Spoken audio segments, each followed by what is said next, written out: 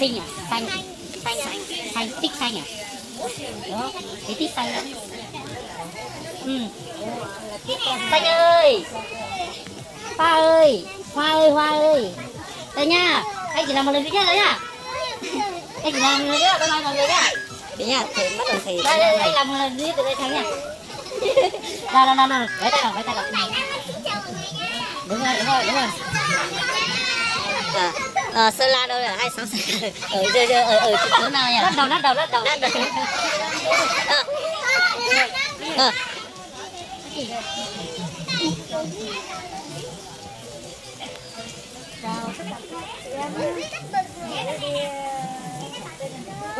Chỗ này chán xài nhá, Đan Lắc tu nó này, đi trong cái gì này, nhớ đây chắc là tua, cũng mà đây chụp đại biển cái sai này à, lũ nhánh hiệu chi nhánh để nhớ Đan Lắc nó này, cô giờ Mông Thiên nó này, Đan Lắc nó này, nhớ phụ là cắt tết tua điện nó này, đây sắp tới nó chỉ có xe để có thay thì mà chụp đây.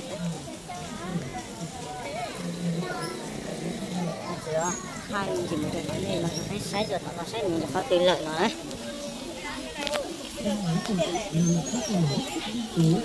Nó thì giờ Cao Bằng nó này, nhắc Cao Bằng cái mùa bánh kẹo xây xin, còn nó nhắc tiền đấy rồi.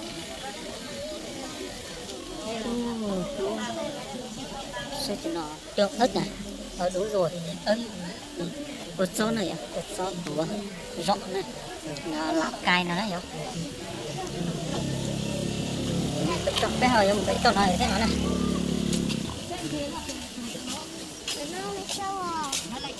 Ô, chả biết lấy trâu lo luôn này rồi. Lấy trâu nhá. Lấy trâu của nó ta. Chụp ảnh. Xuống lại về đây chụp ảnh, anh mấy tấm ảnh nhá. Không ai giúp chụp ảnh ở đây đi chứ. Quay một tí rồi chụp ảnh đây thì nó mới đẹp.